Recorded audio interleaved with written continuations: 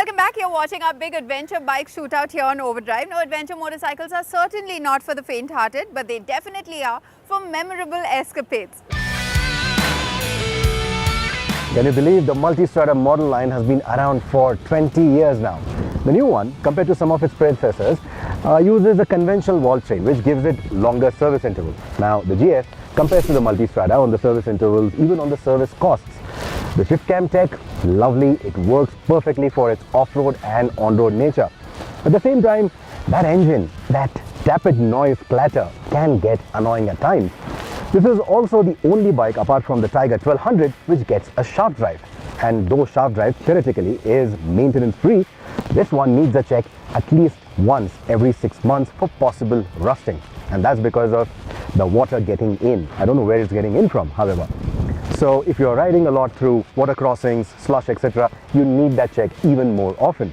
A simple hack that BMW seems to have told its dealers now, especially in India, is to drill a small hole below the shaft drive. I don't know if it works, but that is certainly a matter of worry. But the merits of the shaft drive far outweigh the more frequent maintenance demanded by the chain mechanism, especially for such long-distance machines. While the Multistrada has cylinder deactivation to save fuel and emissions at low speeds, BMW has shift cam to balance emissions and power delivery across the range, and the new 1250 shift cam tech seems better than the one that was originally introduced in 2019. A new 1300 GS is expected next year, or maybe even this EICMA, and that will take these learnings further.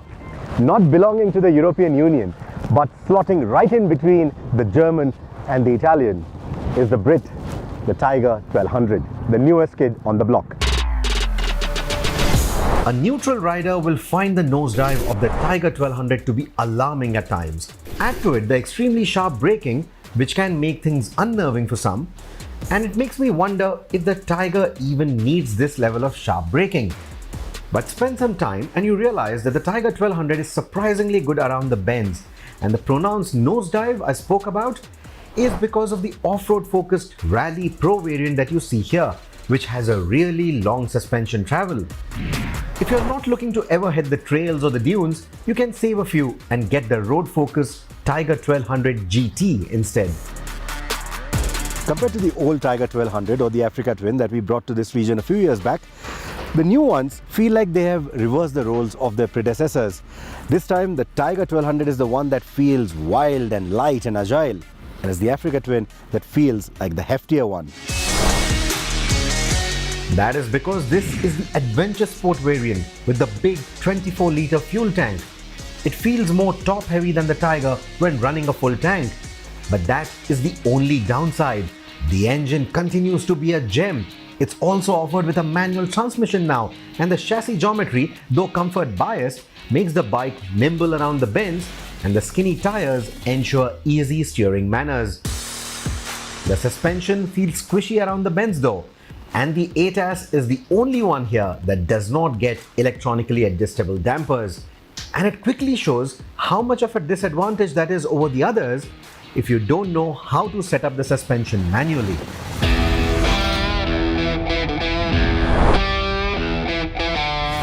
Moving on to the Harley-Davidson Fan America, a surprise package of sorts. It has the raciest engine that I've ever sampled on a Harley.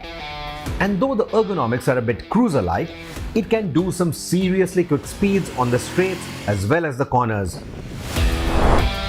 But to enjoy it at speed, one needs to up their game and compensate for the heavy weight of the motorcycle, which may not be everyone's cup of tea. The Pan America is best enjoyed out on the highway. All of Harley-Davidson's cruiser learnings shine through on this motorcycle, making it a nice, comfortable, laid-back mile muncher. Laid back in terms of the ergonomics, but that engine is one punchy motor. I really like it. The other bit I like is what they've done with the semi-active suspension, the way they've tuned it, and a few tricks that they have up their sleeve for this setup.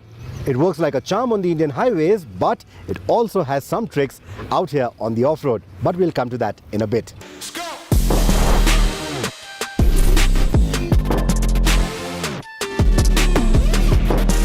Speaking of the highway, the Multistrada offers the best balance of speed and ride quality.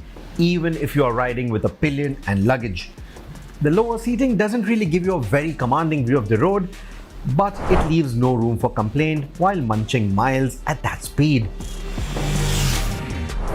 The Africa Twin offers the better seating comfort than its predecessor, but it doesn't quite match up to the comfort levels of the competition. More so with the Tiger 1200 Around, which has superb seating ergonomics and excellent highway cruising capabilities even on this off-roader Rally Pro.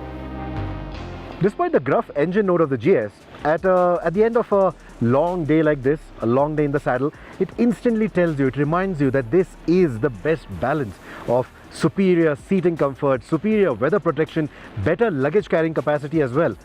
Out of the box, yes, and if you go with more purpose-built equipment, like the stuff that we have from GV, the windscreen or the 3-box panniers, etc., even then, it just enhances the experience. It doesn't really lose out on anything. And that's the beauty of the kind of balance this motorcycle offers.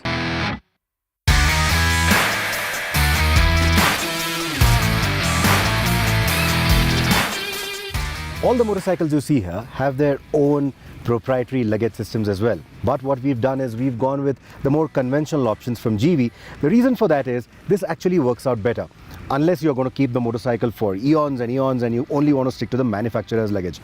Usually how it works is if you're upgrading or moving from one motorcycle to the other, or even going world touring and you just want to maybe rent a motorcycle somewhere, these kind of luggage systems come in handy because it is the same form factor. All you need is different mounts, and that's the reason why we've gone with these particular luggage systems. Now these include everything from hard panniers to soft panniers, tank bags, etc. All this is good, but now can we remove all of the luggage, keep the protective parts on and go off-roading?